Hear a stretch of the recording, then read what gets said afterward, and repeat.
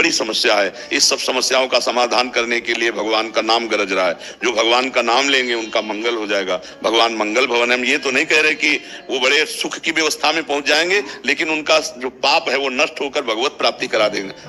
कोई दुख, कोई विपत्ति, कोई अपमान या कोई सुख, कोई संपत्ति, कोई मान, ये जब हमारे प्रभु की समानता या प्रभु से अधिक हो जाते हैं तो प्रभु का विस्मरण हो जाता है। अब हमको देखना है कि उत्तम महाभागवत वो है जो त्रिभुवन की राज्यलक्ष्मी मिलने पर भी आधे पल के लिए भी अपने प्रभु का विस्मरण न करे।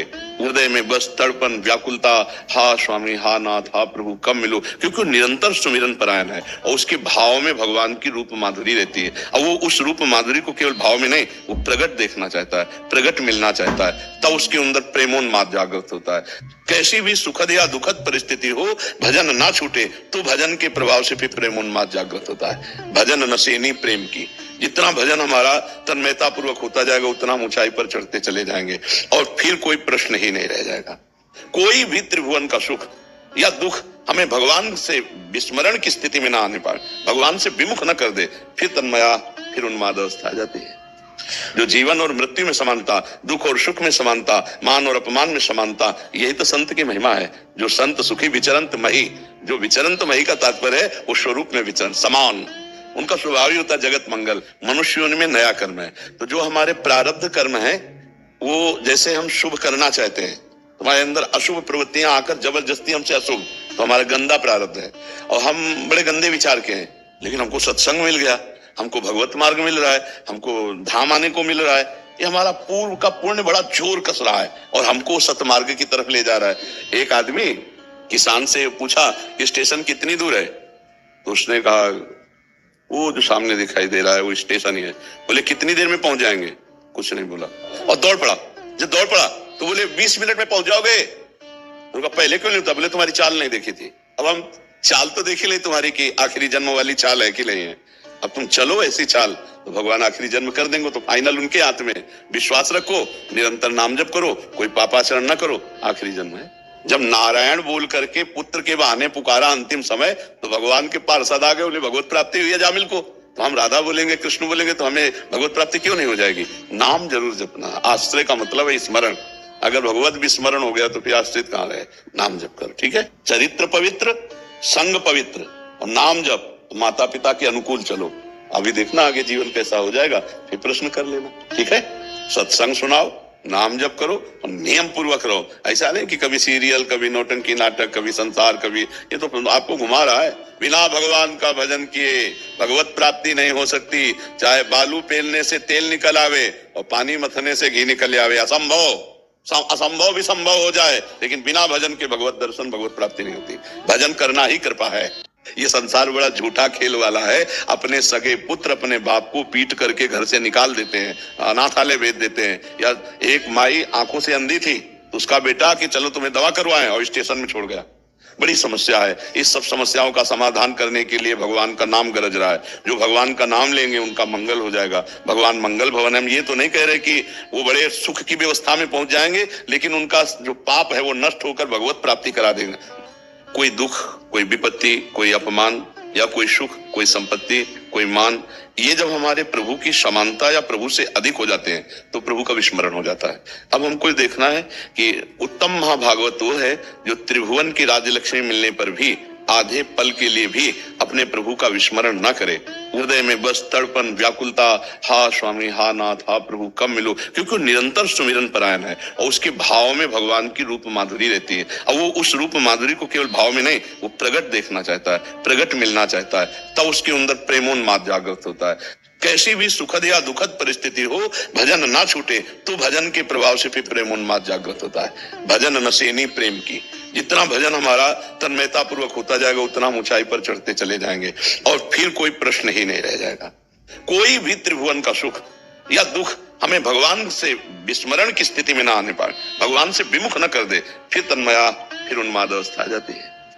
जो जीवन और मृत्यु में समानता, दुख और सुख में समानता, मान और अपमान में समानता, यही तो संत की महिमा है। जो संत सुखी विचरंत मही, जो विचरंत मही का तात्पर्य है वो स्वरूप में विचरण, समान, उनका स्वभाव ही होता है जगत मंगल। मनुष्यों में नया कर्म है। तो जो हमारे प्रारब्ध कर्म है वो जैसे हम शुभ करना चाहते हैं, तुम्हारे अंदर अशुभ प्रवृत्तियां आकर जबरदस्ती हमसे अशुभ, तो हमारा गंदा प्रारब्ध है और हम बड़े गंदे विचार के हैं। लेकिन हमको सत्संग मिल गया, हमको भगवत मार्ग मिल रहा है, हमको धाम आने को मिल रहा है। ये हमारा पूर्व का पुण्य बड़ा जोर कस रहा है और हमको सतमार्ग की तरफ ले जा रहा है। एक आदमी किसान से पूछा कि स्टेशन कितनी दूर है, तो उसने कहा वो जो सामने दिखाई दे रहा है वो स्टेशन ही है। बोले कितनी देर में पहुंच जाएंगे, कुछ नहीं बोला और दौड़ पड़ा। जब दौड़ पड़ा तो बोले 20 मिनट में पहुंच जाओगे। उनका पहले क्यों नहीं होता, बोले तुम्हारी चाल नहीं देखी थी। अब हम चाल तो देख ही ले तुम्हारी की आखिरी जन्म वाली चाल है कि नहीं है। अब तुम चलो ऐसी चाल तो भगवान आखिरी जन्म कर देंगे, तो फाइनल उनके हाथ में। विश्वास रखो, निरंतर नाम जप करो, कोई पापाचरण न करो, आखिरी जन्म है। जब नारायण बोल करके पुत्र के बहाने पुकारा अंतिम समय, तो भगवान के पार्षद आ गए, उन्हें भगवत प्राप्ति हुई है जामिल को। तो हम राधा बोलेंगे, कृष्ण बोलेंगे, तो हमें भगवत प्राप्ति क्यों नहीं हो जाएगी। नाम जरूर जपना। आश्रय का मतलब है स्मरण। अगर भगवत विस्मरण हो गया तो फिर आश्रित कहां रहे। नाम जप करो, ठीक है। चरित्र पवित्र, संग पवित्र और नाम जप, तो माता पिता के अनुकूल चलो। अभी देखना आगे जीवन कैसा हो जाएगा, फिर प्रश्न कर लेना, ठीक है।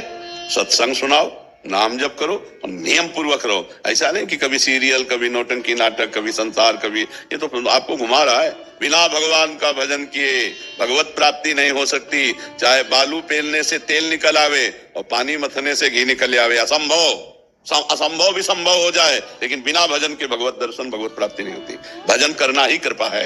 ये संसार बड़ा झूठा खेल वाला है। अपने सगे पुत्र अपने बाप को पीट करके घर से निकाल देते हैं, अनाथालय भेज देते हैं। या एक माई आंखों से अंधी थी, तो उसका बेटा कि चलो तुम्हें दवा करवाएं, और स्टेशन में छोड़ गया। बड़ी समस्या है। इस सब समस्याओं का समाधान करने के लिए भगवान का नाम गरज रहा है। जो भगवान का नाम लेंगे उनका मंगल हो जाएगा। भगवान मंगल भवन है। हम ये तो नहीं कह रहे कि वो बड़े सुख की व्यवस्था में पहुंच जाएंगे, लेकिन उनका जो पाप है वो नष्ट होकर भगवत प्राप्ति करा देंगे। कोई दुख, कोई विपत्ति, कोई अपमान या कोई सुख, कोई संपत्ति, कोई मान, ये जब हमारे प्रभु की समानता या प्रभु से अधिक हो जाते हैं तो प्रभु का विस्मरण हो जाता है। अब हमको देखना है कि उत्तम महाभागवत वो है जो त्रिभुवन की राज्य लक्ष्मी मिलने पर भी आधे पल के लिए भी अपने प्रभु का विस्मरण न करे। हृदय में बस तड़पन, व्याकुलता, हा स्वामी, हा नाथ, हा प्रभु कब मिलो, क्योंकि वो निरंतर सुमिरन परायण है और उसके भाव में भगवान की रूप माधुरी रहती है। अब वो उस रूप माधुरी को केवल भाव में नहीं, वो प्रगट देखना चाहता है, प्रगट मिलना चाहता है, तब उसके अंदर प्रेमोन्माद जागृत होता है। कैसी भी सुखद या दुखद परिस्थिति हो, भजन ना छूटे तो भजन के प्रभाव से फिर प्रेमोन्माद जागृत होता है। भजन नशेनी प्रेम की। जितना भजन हमारा तन्मयता पूर्वक होता जाएगा, उतना ऊंचाई पर चढ़ते चले जाएंगे और फिर कोई प्रश्न ही नहीं रह जाएगा। कोई भी त्रिभुवन का सुख या दुख हमें भगवान से विस्मरण की स्थिति में ना आने पाए, भगवान से विमुख न कर दे, फिर तन्मया, फिर उन्माद अवस्था आ जाती है। जो जीवन और मृत्यु में समानता, दुख और सुख में समानता, मान और अपमान में समानता, यही तो संत की महिमा है। जो संत सुखी विचरंत मही, जो विचरंत मही का तात्पर्य है वो स्वरूप में विचरण, समान। उनका स्वभाव ही होता है जगत मंगल। मनुष्यों में नया कर्म है। तो जो हमारे प्रारब्ध कर्म है वो जैसे हम शुभ करना चाहते हैं, हमारे अंदर अशुभ प्रवृत्तियां आकर जबरदस्ती हमसे अशुभ, तो हमारा गंदा प्रारब्ध है और हम बड़े गंदे विचार के हैं। लेकिन हमको सत्संग मिल गया, हमको भगवत मार्ग मिल रहा है, हमको धाम आने को मिल रहा है। ये हमारा पूर्व का पुण्य बड़ा जोर कस रहा है और हमको सतमार्ग की तरफ ले जा रहा है। एक आदमी किसान से पूछा कि स्टेशन कितनी दूर है, तो उसने कहा वो जो सामने दिखाई दे रहा है वो स्टेशन ही है। बोले कितनी देर में पहुंच जाएंगे, कुछ नहीं बोला और दौड़ पड़ा। जब दौड़ पड़ा तो बोले 20 मिनट में पहुंच जाओगे। उनका पहले क्यों नहीं होता, बोले तुम्हारी चाल नहीं देखी।